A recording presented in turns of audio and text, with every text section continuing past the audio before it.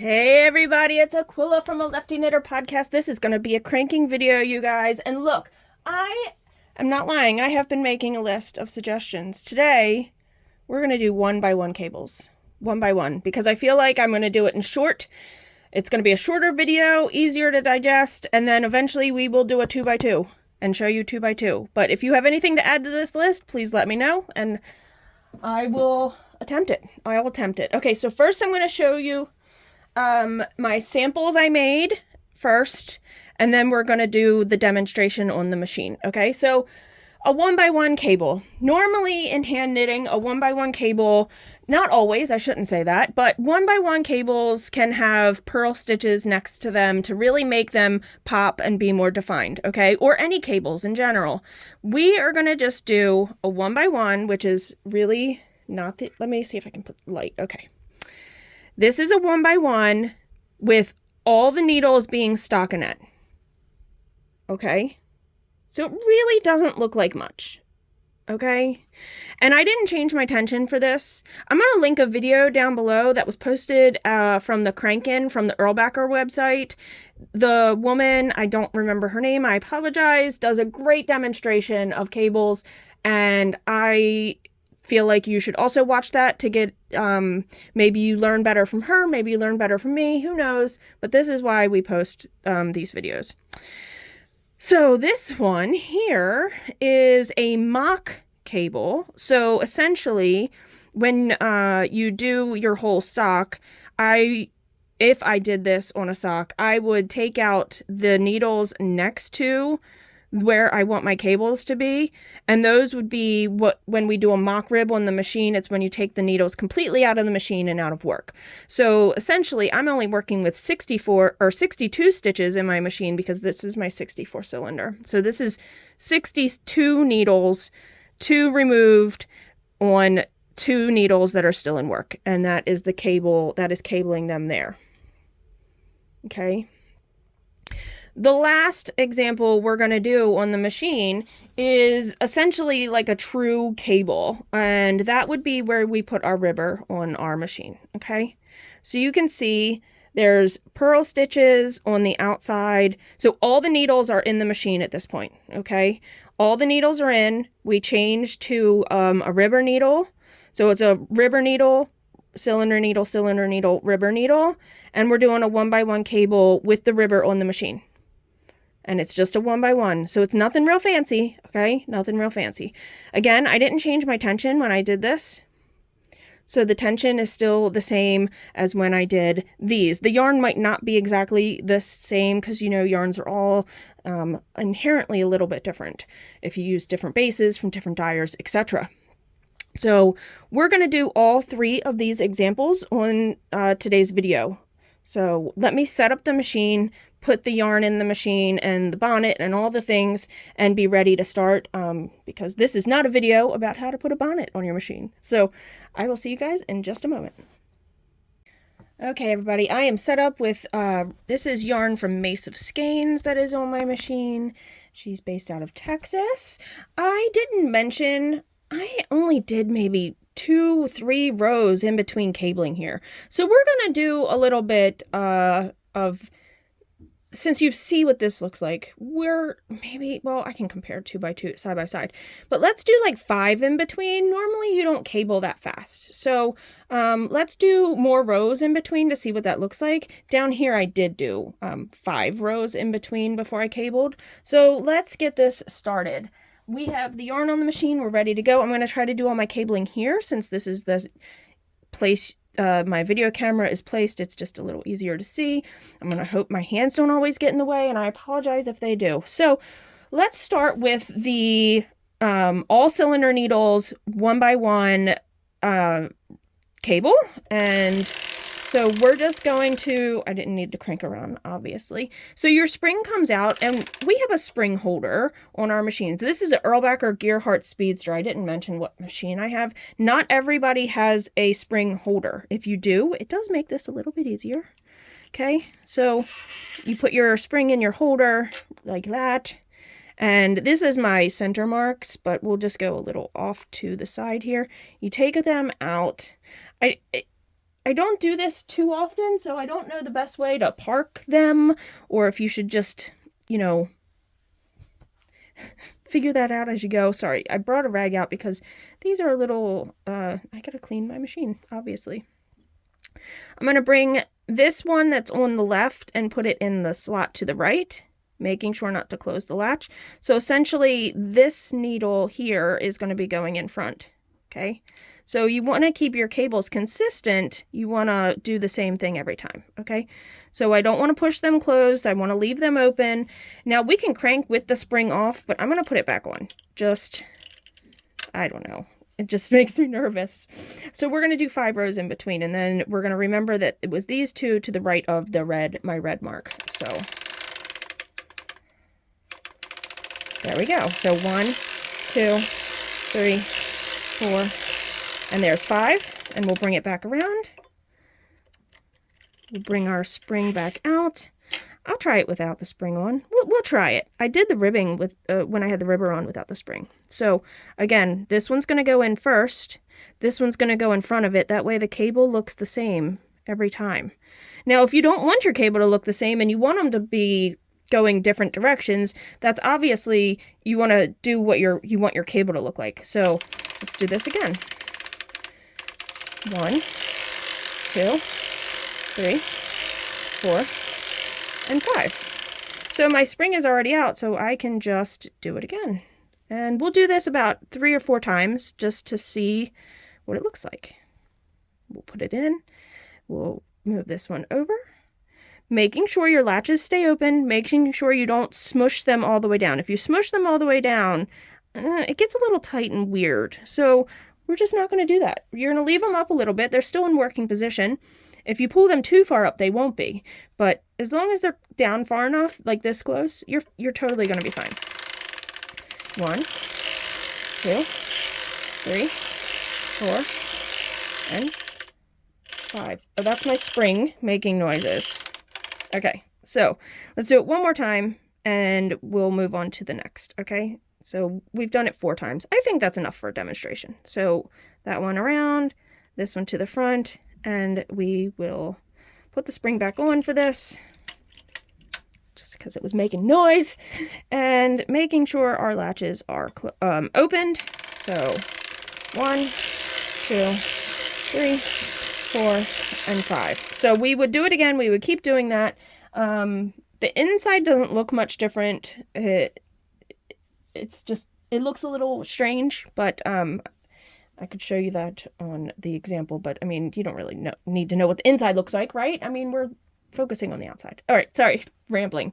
Let's move on, and we are going to take the stitch to this side out, and it'll be no stitch in there at all, which is considered a mock rib or like a mock purl. I guess it's almost like a fake purl stitch.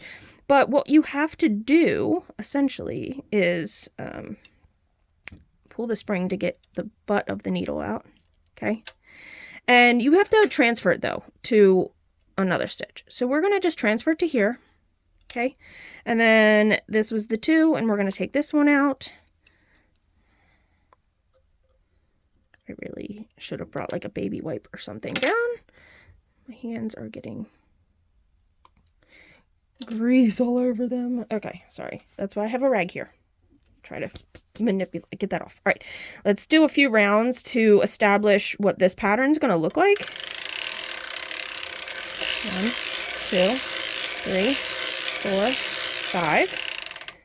Oh, I went a little far. I wanted to put the spring out, but it's fine. We don't need to have the thing right in front. We can still pull the spring out. Let me put them back down. Okay. So pulled the spring out. We're going to go the same direction that we've been going, just for consistency purposes. So we're going to move one over, and we're going to move this one over. This one is a little easier to do, only because you have a little bit more play in the needles. Now, with the stitches out, I was putting the spring back on definitely for that, because it's a little loosey-goosey with nothing on the outside. So let's do 5. 1, 2, 3, 4, 5. Let's leave this holder in front to make it a little bit easier, in my opinion. Okay. We're just gonna move this one over, and this one will go to the in front of it, making sure those latches stay open. Okay. Oops, see what I did there? The latches were kind of closed from me putting the spring back on. 2, 3, 4, 5. Oops, I did one too many. That's okay. I went past it and then, but this is just a demonstration video.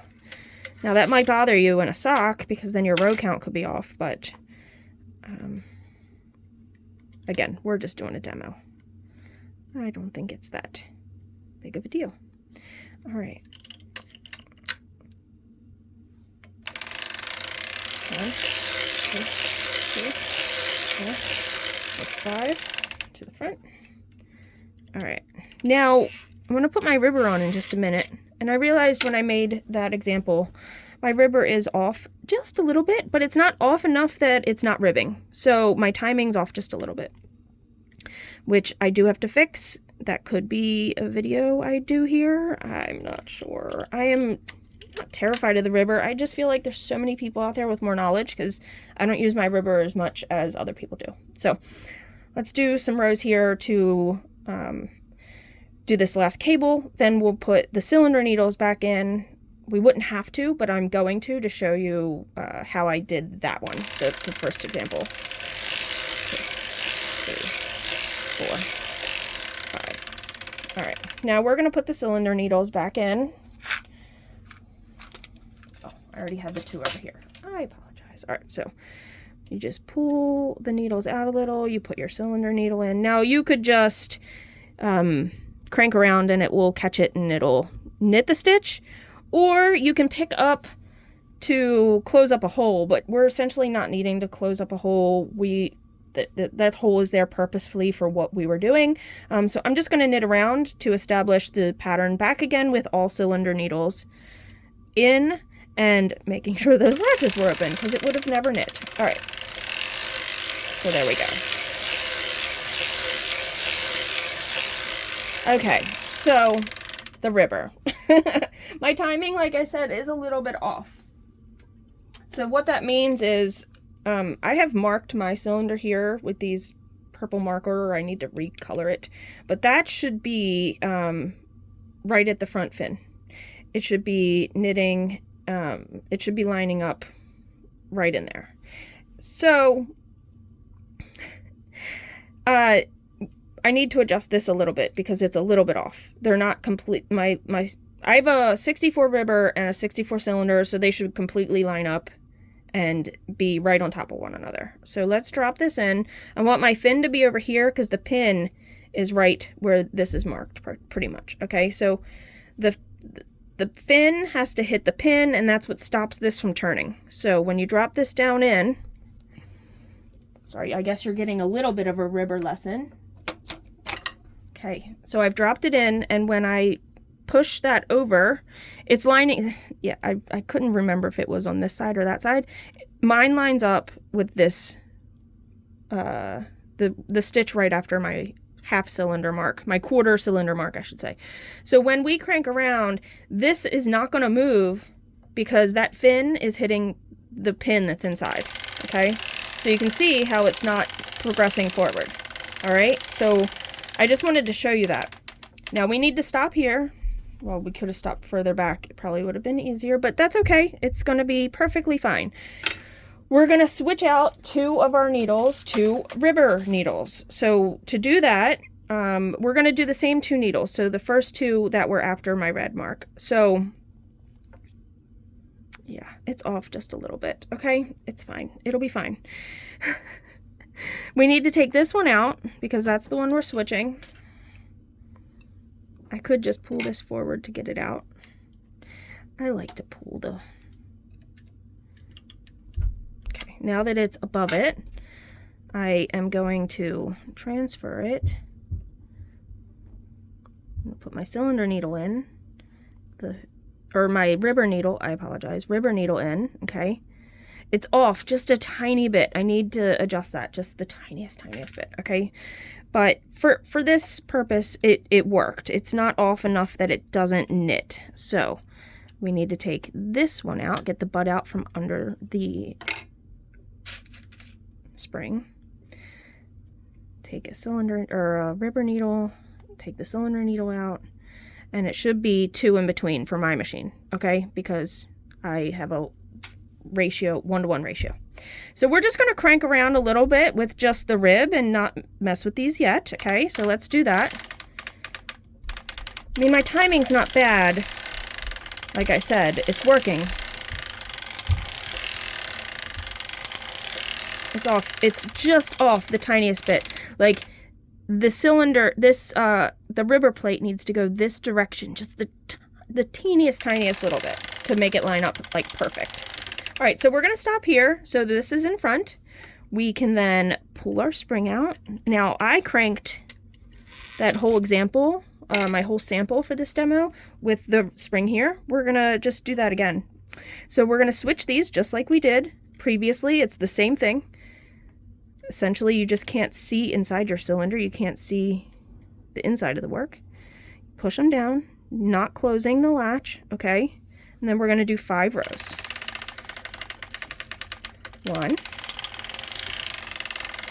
2,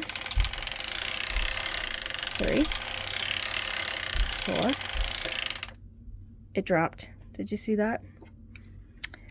Dang, that means all my work down below is going to be dropped too. It closed. Dang it, I can't get it open at this point.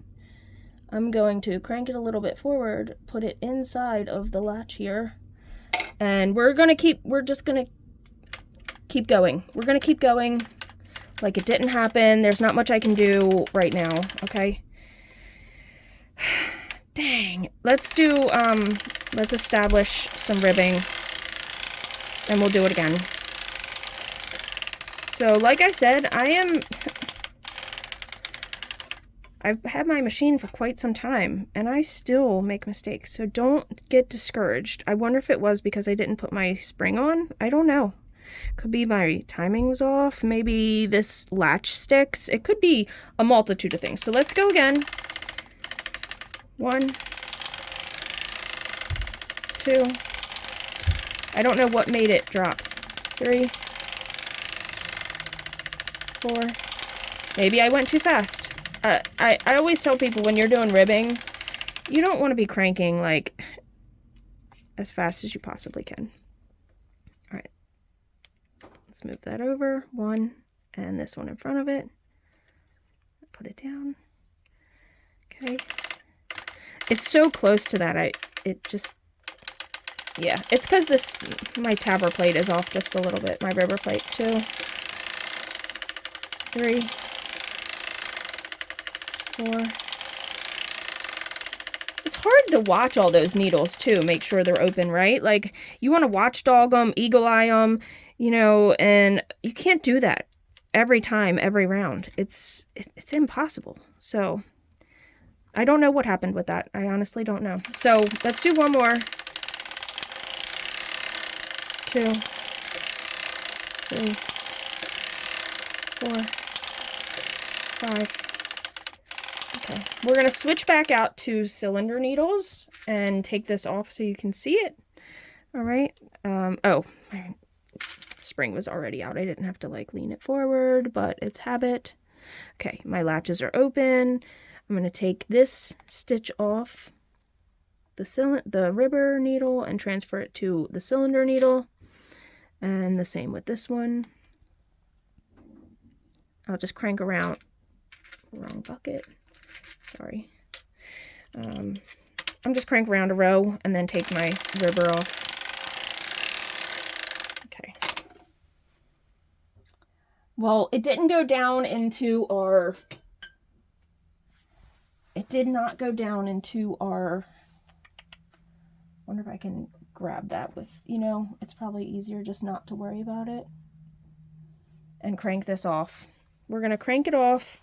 I don't want to cut my yarn because it's beautiful and a nice skeins and a nice cone of yarn yet. But let's get this off here and show you. So let's just do another row or two. I'm going to take the yarn. I have a split yarn carrier, so I can take it off without cutting it. I'm just going to hold it and take this off. Didn't have enough pressure there. Come on. Come on. It's because I was holding it way too loose. Okay, so I'm going to try to catch that stitch real fast so it doesn't keep running. So I will be right back while I do that so I can show you guys everything. Okay, so I did catch it there. I'm going to take this off of my, gosh, I can't, ripcord, which is essentially 65-pound fishing line. Because I wanted to take it off the bonnet and put it on a sock blocker and show you guys on the blocker everything. So I got a new blocker out. This comes right off when you do that. And let's put this on. I have yarn going everywhere since I'm still attached to the cone, but it will be fine. So, all right. So, up here is where we did, let's start here, because that's what I showed you guys first. This was the 1x1 rib. Gosh, I had the ribber on there. It's a 1x1 cable. It's really hard to see. We did space it out. So here's one cable, and then it was 5 in between, and 5 in between. So it looks different than, let me transfer this up a little too. Oh, it's not wanting to stay. Excuse my camera for being tardy. Okay. I should have put it on the other direction. It's okay. We'll flip this. Terrible idea. Don't put stuff on your machine. Okay. So you can see the comparison of it being only like 2 or 3 rows in between versus 5 rows in between. Then we moved on to do a faux cable. This one, we spread it out also than this one. This one was much more compact. This one's further apart. Okay. And then here's our super messy. This one looks exactly like the example.